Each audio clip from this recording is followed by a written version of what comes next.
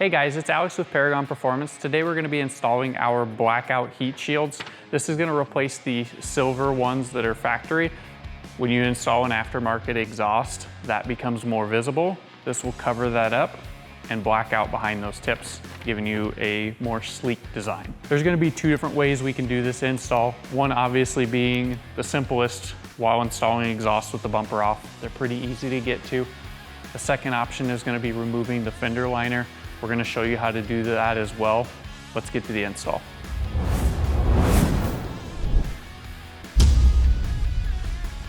All right, so we do need to actually clean this before installing it. Use some sort of alcohol-based cleaner. A glass cleaner works well. You're going to want to clean all of this part off, and then you're going to want to wipe up here above a little bit just to get some of the dust off, because it does actually overlap up higher.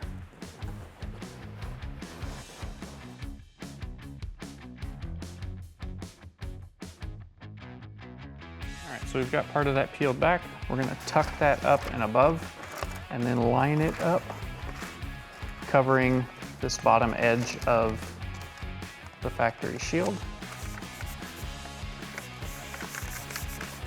Okay, now we've got the inside of that started. We're just gonna peel this back a little bit at a time and just kind of walk it around the edge.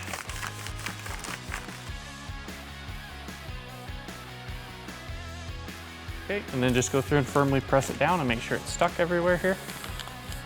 If it ends up being sticking off here, you can just trim this down with a pair of scissors if you would like. It doesn't hurt anything having the extra sticking over here. All right, so we're gonna start here by removing the mud flap. It's gonna be a 7mm screw here on the bottom. You also have 1, 2, and a third 7mm screw next to the sway bar. Just gonna pull all of those out now. Then we're going to remove the mud flap. It'll have 4 clips up the side of it here.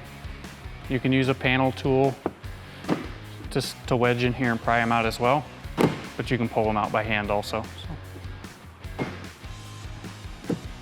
And then we'll start over here. We've got a couple T15s, and then we have a couple more throughout the fender liner here.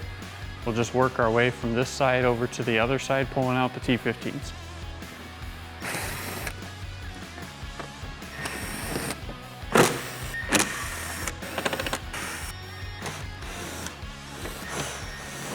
Then you have 2 7mm screws you need to remove from the underside here.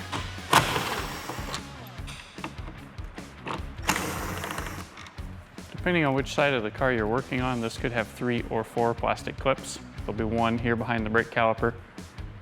There'll possibly the one here by the strut, depending on which side you're working on. And then there will be one in the very top of the fender liner. Now we're going to remove the fender liner.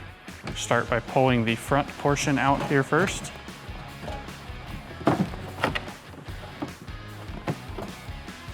And just work your way up and over and around.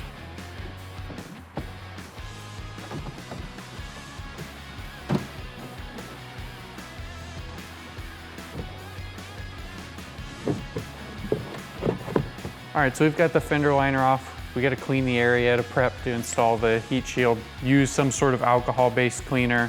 Window cleaner or glass cleaner actually will work as well. We need to wipe all of this silver area off clean, as well as above on the carpet. Just try to wipe off some of the dust out of there, so it does overlap slightly. We are going to verify that the one we have here matches the shape, so we're doing the correct side. And we're just gonna peel and stick it.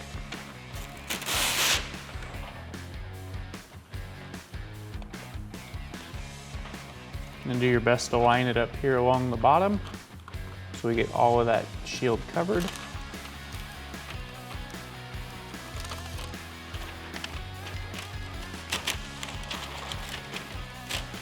And you're just going to press it into place.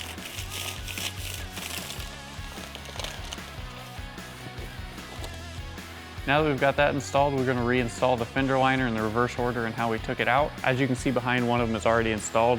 Does hide that tacky silver factory heat shield much better. As always, like, subscribe, and comment. We'll see you guys next time.